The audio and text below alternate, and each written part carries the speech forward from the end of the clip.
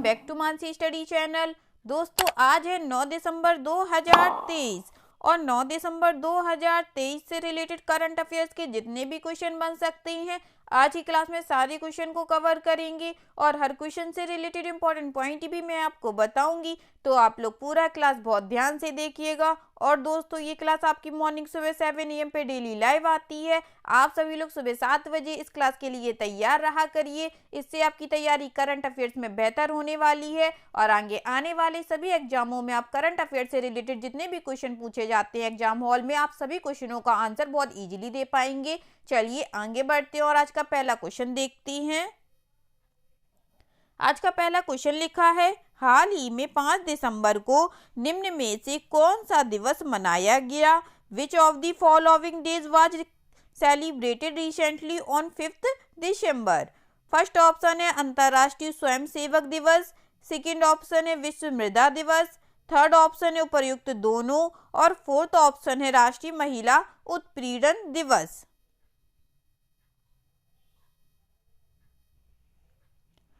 बताइएगा दोस्तों इस क्वेश्चन का राइट आंसर क्या हो जाएगा?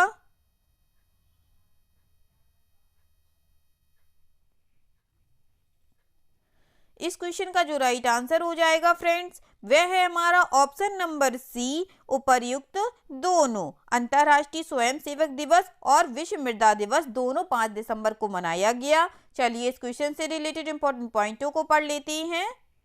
विश्व मृदा दिवस हर साल 5 दिसंबर को मनाया जाता है और इस बार की जो थीम रखी गई है दोस्तों वह मोस्ट इंपॉर्टेंट होती है कोई भी दिवस की थीम, तो आप लोग ध्यान से देखिएगा। इस बार की जो थीम है वह है हमारी soil and water a source of life.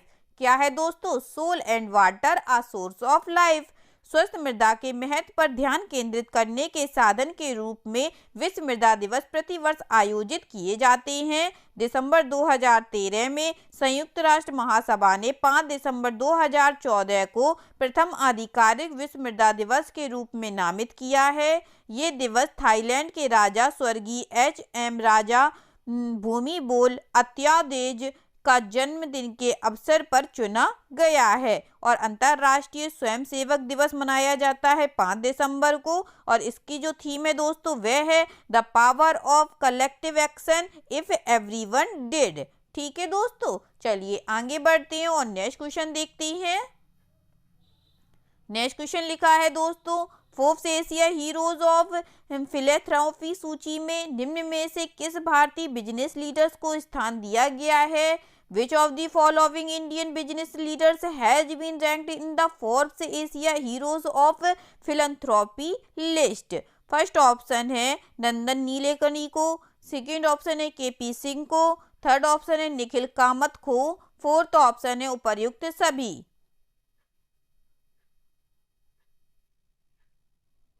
बताइएगा दोस्तों Forbes Asia heroes of philanthropy सूची में निम्न में से किस भारतीय बिजनेस लीडर को स्थान दिया गया है?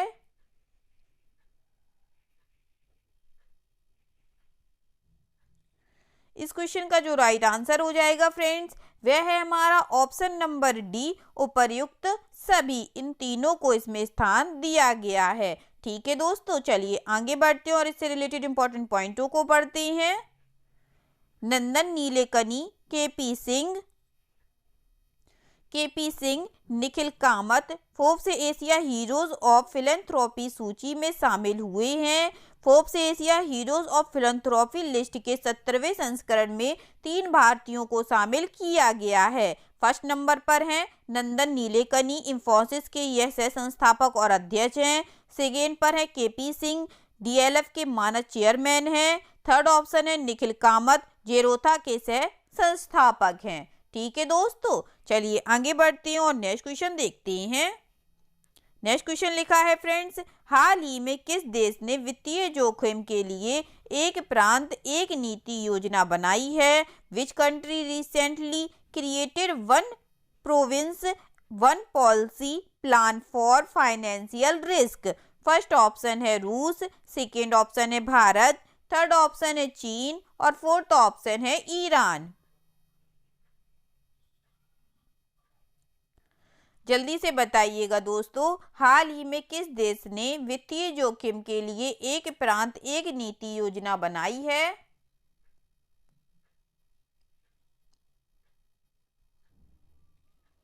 इस क्वेश्चन का जो राइट आंसर हो जाएगा दोस्तों, वह है हमारा ऑप्शन नंबर सी, चीन देश ने। ठीक है फ्रेंड्स, चलिए इस क्वेश्चन से रिलेटेड इंपॉर्टेंट पॉइंटों को पढ़ते हैं।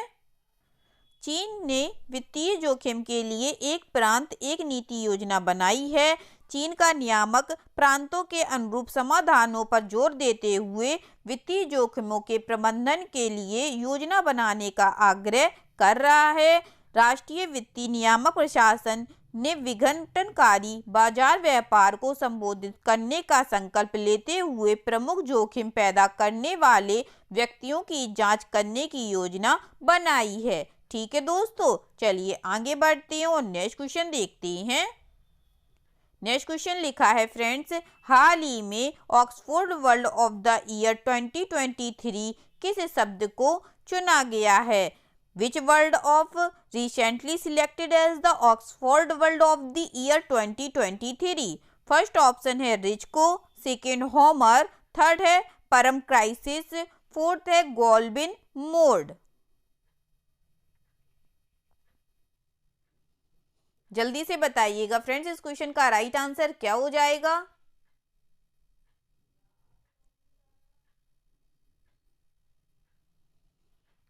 इस क्वेश्चन का जो राइट आंसर हो जाएगा फ्रेंड्स, वह है हमारा ऑप्शन नंबर ए, रिजको।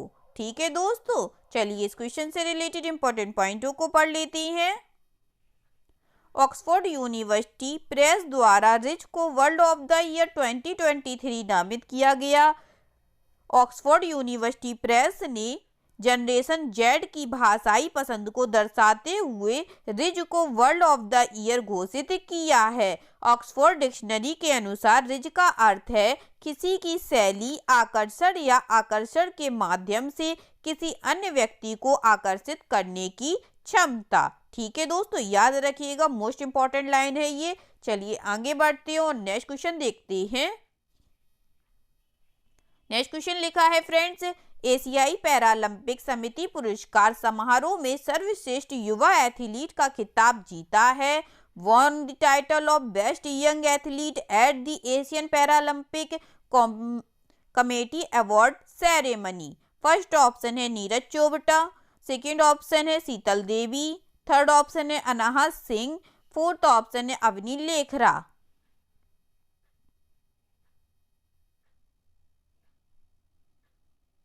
बताइएगा दोस्तों, एशियाई पैरालंपिक समिति पुरस्कार समारोह में सर्वश्रेष्ठ युवा एथलीट का खिताब किसने जीता है?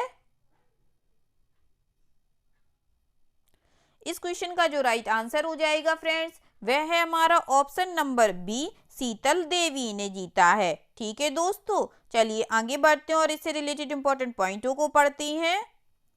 शीतल देवी एशियाई पैरालंपिक समिति पुरस्कार समारोह में सर्वश्रेष्ठ युवा एथलीट का खिताब जीता है और इनका आयोजन रियाद में हुआ था, रियाद सऊदी अरब में। ठीक है दोस्तों, भारतीय पैरा तीरंदाजी शीतल देवी को होंजो 2022 एशियाई पैरा खेलों में उनके प्रदर्शन के लिए ये दिया गया। 16 वर्षीय पैरा तीरंदाजी ने व्यक्तिगत और टीम कंपाउंड दोनों स्पर्धाओं में स्वर्ण पदक जीता है। इसके अलावा कंपाउंड युगल वर्ग में भी सिल्वर जीता था।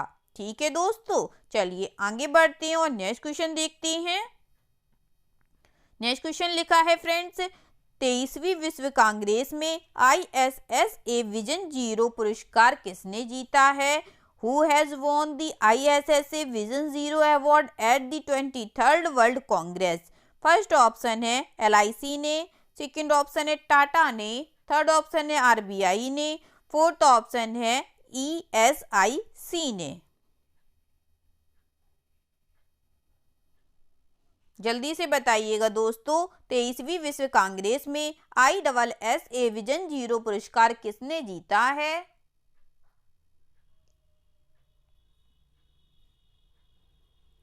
इस क्वेश्चन का जो राइट आंसर हो जाएगा फ्रेंड्स, वह है हमारा ऑप्शन नंबर डी, ESIC ने यह अवार्ड जीता है दोस्तों। चलिए आगे बढ़ते हैं और इससे रिलेटेड इंपॉर्टेंट पॉइंटों को पढ़ते हैं।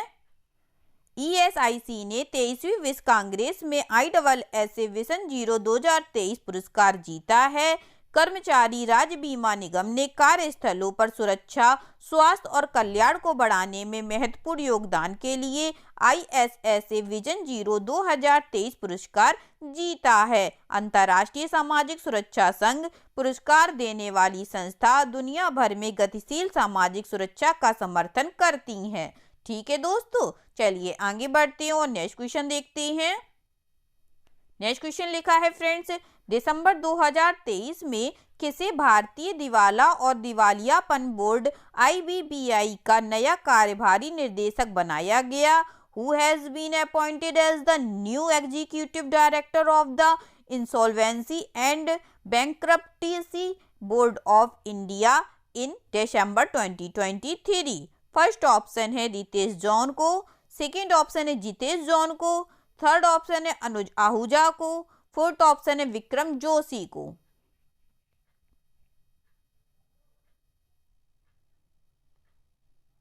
बताइएगा दोस्तों इस क्वेश्चन का राइट आंसर क्या हो जाएगा।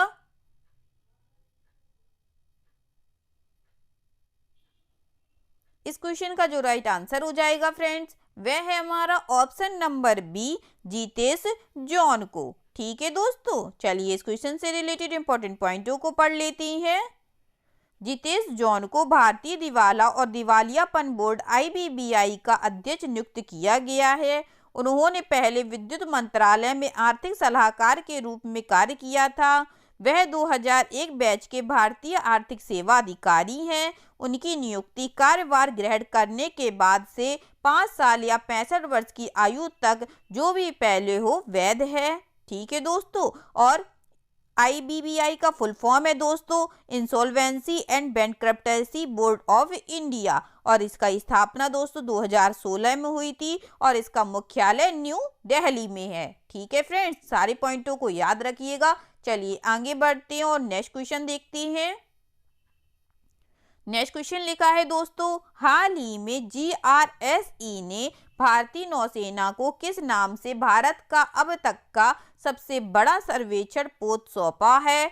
Recently, by what name did GRSE hand over India's largest ever survey vessel to the Indian Navy? First option है INS संध्याक, सेकेंड ऑप्शन है INS विशाल, थर्ड ऑप्शन है INS वज्र, फोर्थ ऑप्शन है INS ब्रह्मांड। तो बताइएगा दोस्तों इन चारों में से इसका नाम क्या पड़ा है?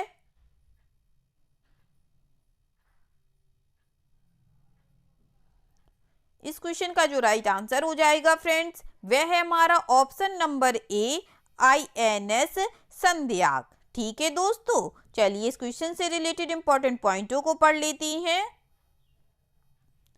GRSE ने नौसेना को भारत का अब तक का सबसे बड़ा सर्वेक्षण पोत सौंपा है जिसका नाम INS संध्याक है। इसका निर्माण garden reach ship builders and engineering GRSE LTD limited द्वारा किया गया। इसकी लंबाई 110 मीटर, विस्थापन इसका लगभग 3400 टन है।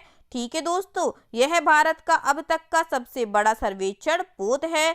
अभी इस पोत का काम बंदरगाह या हार्बर तक पहुंचने वाले मांगों का संपूर्ण तटीय और डीप वाटर हाइड्रोग्राफिक सर्वेक्षण करना है। साथ ही नौवहन चैनलों का मार्गों का निर्धारण करना है। ठीक है दोस्तों, चलिए आगे बढ़ते हैं और नेक्स्ट क्वेश्चन देखते हैं। नेक्स्ट क्वेश्चन लिखा है फ्रेंड्स, हाल ही में भारत की तीसरी महिला ग्रैंड मास्टर कौन बनी है? Who recently become India's third women grand master? First option है कोनेरू हम्पी, सेकेंड ऑप्शन है महान द्रोणापल्ली, थर्ड ऑप्शन है वैशाली रमेश बाबू, फोर्थ ऑप्शन है इनमें से कोई नहीं। बताइएगा फ्रेंड्स, हाल ही में भारत की तीसरी महिला ग्रैंड मास्टर कौन बनी है?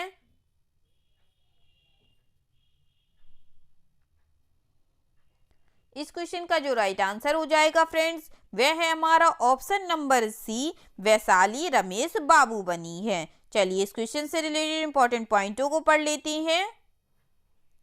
चेन्नई की वैशाली रमेश बाबू भारत की 84वीं ग्रैंड मास्टर बनी हैं और इनका आयोजन बार्सिलोना स्पेन में हुआ था।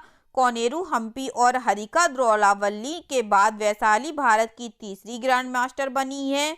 वैशाली रमेश बाबू और उनके छोटे भाई आर प्रज्ञानंद ग्रैंड मास्टर बनने वाली भारत की पहली भाई बहन की जोड़ी है। ठीक है दोस्तों, चलिए आगे बढ़ते हैं और आज का लास्ट क्वेश्चन देखते हैं। आज का लास्ट क्वेश्चन लिखा है फ्रेंड्स, हाल ही में COP28 में किस राज्य को वनीकरण प्रयासों के लिए अंतर्राष्ट्रीय सम्मान दिया गया है? Which state was given international honour for afforestation efforts recently at COP28? First option है उत्तर प्रदेश, सेकंड ऑप्शन है असम, थर्ड ऑप्शन है मणिपुर, फोर्थ ऑप्शन है बिहार। बताइएगा फ्रेंड्स इस क्वेश्चन का राइट आंसर। इस क्वेश्चन का जो राइट आंसर हो जाएगा दोस्तों वह है हमारा ऑप्शन नंबर डी, बिहार राज्य वनीकरण प्रयासों के लिए अंतर्राष्ट्रीय सम्मान दिया गया है। चलिए इस क्वेश्चन से रिलेटेड इंपॉर्टेंट पॉइंटों को पढ़ लेते हैं। COP28 में बिहार को वनीकरण प्रयासों के लिए अंतर्राष्ट्रीय सम्मान मिला है। बिहार के विशेष रूप से जल जीवन हरियाली अभियान के माध्यम से संयुक्त राष्ट्र जलवायु परिवर्तन सम्मेलन के दौरान दुबई में COP28 में अंतर्राष्ट्रीय सम्मान अर्जित किया गया। एक रिपोर्ट के अनुसार 2012-13 के बाद से कुल 3,81,008 मिलियन वृक्षारोपण के साथ राज्य में हरित आवरण 2019 में 9.9% से बढ़कर 2021 में 14.75% हो गया है। ठीक है दोस्तों, आई होप आज के सभी क्वेश्चन आप लोगों को बहुत अच्छे लगे होंगे फ्रेंड्स, और सभी क्वेश्चन से रिलेटेड इंपॉर्टेंट पॉइंट के नोट्स भी आप लोगों ने बहुत अच्छे से समझे होंगे। अगर क्लास अच्छी लगी हो फ्रेंड्स तो प्लीज इस क्लास को लाइक कीजिएगा, शेयर कीजिएगा और आपके अपने चैनल मानसी स्टडी चैनल को सब्सक्राइब कीजिएगा। थैंक यू सो मच दोस्तों।